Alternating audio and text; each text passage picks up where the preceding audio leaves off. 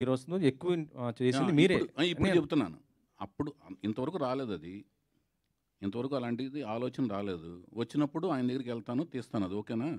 ఇప్పటివరకైతే రాలేదు. హ్మ్. ఇప్పుడు నాకు ఈ సినిమా అలాంటి అవకాశం ఇచ్చి, సక్సెస్ ఇచ్చి, ఆ తర్వాత అలాంటి కథొస్తే డెఫినిట్‌గా తీస్తాను. ఓకేనండి? ఓకే అండి. సరే ఇంకో అహా! క్వెషన్ ఆ! ఓకే. ఓకే. అది ఓకేనా మీకు? అది కూడా హ్యాపీనా? అది ఆన్సరు? ఓకే. ఓకే లేకపోతే సార్. సంతృప్తి ఉంది ఓకే. అందులోనికి మీరు వెళ్ళిపోతున్నారా? అందరితో చేయాలని మేము కోరుకుంటాం సార్. అదా? ఓకే. హమ్మయ్య! ఓకేనా? చౌదరి గారు ఇంకో క్వెషన్ సార్. హ్మ్.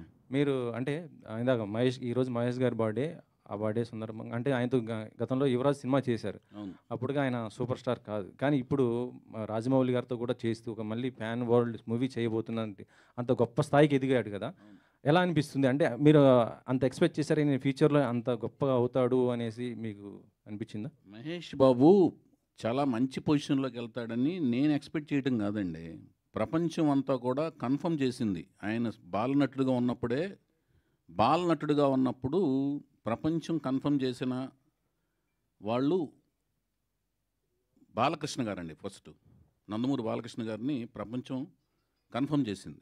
ఎప్పుడు 'తాతమ్మ కథలు' సినిమా చేస్తున్నప్పుడు గానీ, 'అన్నదమ్ముల అనుబంధం' సినిమా చేస్తున్నప్పుడు గానీ, దాని తర్వాత కొంచెం టీన్స్ పెరిగిన తర్వాత 'అభిమన్యుడు' క్యారెక్టర్ చేశారు చూడండి 'దానవీర సూరకర్ణ' అప్పుడు ఇతనురా కన్ఫర్మ్డ్‌గా అద్భుతమైన నటుడు అవుతాడు, నందమూరి వారసుడు అవుతాడని. అట్లాగే మహేష్ బాబుకి కన్ఫర్మ్ చేశారు. ఘట్టమనేని వారసుడు అవుతాడు ఇతను డెఫినెట్‌గా సూపర్ స్టార్ అవుతాడని. సో, నాకు నా సినిమా 'యువరాజు' సినిమా దొరకటం అనేది నేను చాలా అదృష్టం కింద ఫీల్ అయ్యాను. అతను ఒప్పుకోవటం అనేది. అన్ని సినిమాలు వెయిటింగ్‌లో ఉంటే అయన్నీ పక్కన పెట్టి నా పర్సనల్ చాయిస్‌కి ఒక రిస్క్‌తో కూడిన ఎలిమెంట్‌ని ఒప్పుకొని ఆయన సినిమా చేయడం అనేది చాలా గొప్పగా ఫీల్ అయ్యాను. అంతేకాకుండా చాలా అందమైన మనిషి. అంటే కృష్ణుడంటే మీసాలు తీసిన పేడి మొహంలా లేకుండా చిరునవ్వుతో ఉన్నట్టుగా అనిపించాలండి లిప్స్. లిప్స్ పోర్షన్ దగ్గర పేడి మొహం తత్వం రాకూడదు. అలా ఉన్న లక్షణాలు ఈయనకున్న మెండుగా ఉన్నాయి. అందుకని నేను పట్టి మరీగా 'యువరాజ్' సినిమాలో కృష్ణుడి గెటప్‌లో ఆయన ఏంచి రిక్వెస్ట్ చేసి ఆయన్ని ఎంతో ఒప్పించి కృష్ణుడి గెటప్‌లో చూసుకున్నాను ఆయన్ని.